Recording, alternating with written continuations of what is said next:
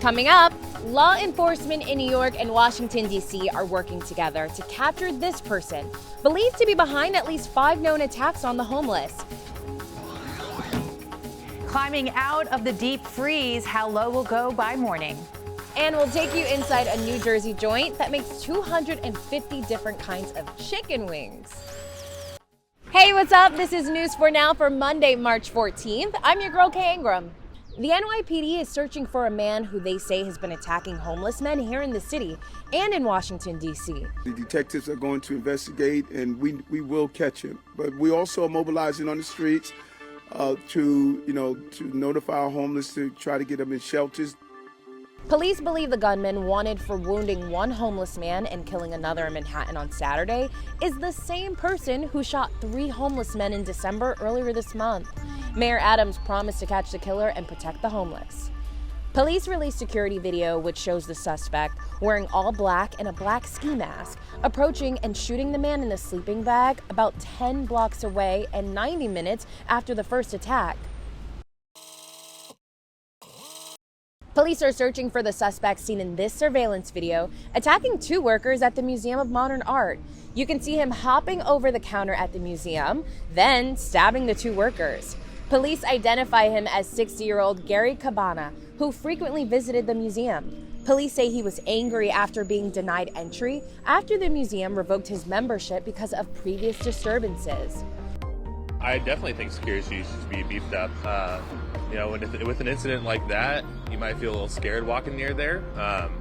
So I think it would be a good idea to kind of increase protection for that area. I'd probably stay away from it for a little while until the security got beefed up. I'm concerned about security overall in the city, for sure. Life means more than anything, no matter who it is or what it is. The museum is closed today and it's expected to reopen tomorrow. Dozens of NYPD officers will hit the streets today as part of a new initiative to reduce gun violence. The NYPD's revamped neighborhood safety teams are tasked with getting illegal guns off the streets. Unlike the previous unit, these officers will be uniformed and will have body cams. 168 officers will be part of the first deployment. About 300 more will eventually join them. More than 70 people were forced out of their homes by a fire that spread to several buildings in Elizabeth, New Jersey. Officials say 3 homes along Smith Street were destroyed. A 4th house was badly damaged. There's no word yet of any injuries, and the cause of the fire is under investigation. NJ Transit's Morrison-Essex line is offering limited service between South Orange, Penn Station, and Hoboken again today. Crews are almost done repairing the overhead wires that were damaged in Maplewood during last Monday's storms. But this weekend's wind, rain, and snow knocked down a tree near Mountain Station, damaging more wires there. As for NJ Transit's Gladstone branch, service remains suspended until further notice. Hi there, I'm Storm Team 4, meteorologist Maria LaRosa. After our bout of winter again this weekend, it'll be nice to have this mid-March evening where things are pretty quiet. Temperatures are comfortable on the cool side. Temperatures, in fact, into the mid and upper 40s through late evening. Remember that sunset is after 7 p.m. now, and a few clouds from time to time. But as you can see with the hour-by-hour forecast, we are dry. And it's not just today, but even into tomorrow and into the middle part of the week, things are looking up temperature-wise. Even overnight tonight, not as cold. Just about everyone above freezing. Will be right at 32 in Monticello, 36 in White Plains, Newark at 38 degrees, same in Islip, with morning temperatures starting off near 40 degrees in the city, on our way up to highs in the 60s. All right, up next, if there is one thing we do not play around with here in New York, it is our chicken wings. And if you're digging them, New York Live's Lauren Scala has a place for you. Check it out. We don't make it out to Hackettstown, New Jersey every day, but when we heard about Marley's and how they serve 250 different kinds of wings, we had to check it out. Bruno, we have come all the way out to Hackettstown. We don't get out here much, but we have been hearing great things about Marley's. How long has it been open? I've been here 13 years. 13 years. Congratulations. That's Thank a long you. time. And you guys are known for your wings Yes, I'm known for my wings in New Jersey, the 250 flavors that I have. All right, let me tell you a little bit what I brought out. I brought out garlic parmesan. I have the new Taj Mahal. We have our flaming Cheetos. This here is one of my favorites, is the disco wing. Bang Bang is another favorite. We have the kickin' chicken. Then we have boneless wings here. We have the Godfather. We have the Boom Boom, which Boom Boom Bang Bang. Boom, boom, bang, bang. Soy with garlic and honey here. Ooh, this is those another sound popular good. one. Yeah. I want to start with that one. This is the kickin' chicken. They are good, Bruno. I mean, we don't get out this far often, so definitely worth it. I think you got to try the disco wing. That's my favorite. That was one of my favorites when I was clubbing and going out to diners at night. Absolutely, that's the first thing I thought when you put it down.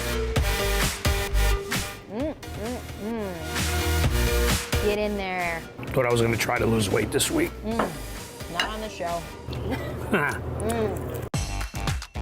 Here you go. What is that? That is a Marley's favorite. It's named after my dog that I adopted, and we named the restaurant after it. And then here I have, it's fried bread pudding with a caramel sauce and powdered sugar. That's to die for. Oh my goodness. It's like French toast. Yep.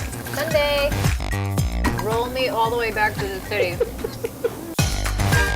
Bruno, you spoiled us today big time. Thank you so much for showing us just a tiny sliver of your awesome menu. Oh, thank you for coming. This is what I do. This is what I live for. And I'm just going to keep creating. All right, so give us a call when you get up to 300 wings and we'll come back. All right. And finally, did you know that Latino and Hispanic heritage can come from any of more than 20 different countries? I'm talking about communities that are connected by beautifully diverse culture and tradition. And one artist is exploring his own unique heritage, one that he says is more common than many people think. News 4's Gunman Avalos is here with his story. Check it out. I came to New York with nothing. For artist, writer, and educator George Emilio Sanchez, the stage is one of many conduits for activism. Consuming, discarding, consuming, that's a vicious cycle we call the American way. The performance artist, never afraid to tackle tough topics. Here he is taking aim at gun culture in a 24-hour-long performance, collaborating with other New York artists. Gunshots too hot in my mind now. And now, 2 years to the day, when the pandemic shut the door on art, performance, life as we knew it, he returned to the stage, turning the lens inward. Here I am, Suquamish, Washington, on Suquamish Reservation lands.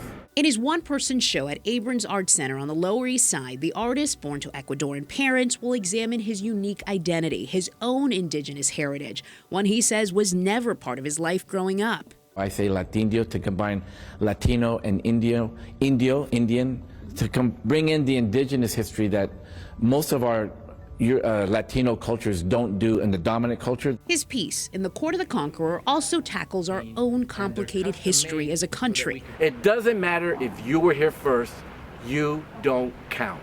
And how the tenets of colonialism have trampled on the rights of native nations for centuries. Those lands belong to the federal sovereign. We gave you a right of occupancy. During the pandemic, Sanchez entrenched himself in this history, enrolling in a master's study of indigenous peoples' law. It brings something different. He's also an educator himself, teaching performance arts at CUNY Staten Island. It's that background that Craig Peterson, executive artistic director of Abrams Art Center, says allows him to resonate so well with others. He really looks for ways to bring people together to think about issues that are not just part of a particular community, but are how we're all interconnected and how we need to learn how to empathize with each other and learn how to understand each other. So it's really, really great that we have this. Sanchez debuted his newest work this week and will return to the stage next weekend using humor, compassion, and honesty to bring to light a history that can't be ignored. I think it's a strong piece of art making, but I also think it speaks a truth that we need to hear more of. Gunman Avalos, News 4 New York. All right, well, that's it for today's story. Thanks for checking in, and we'll see you back here tomorrow on News 4 Now. See ya.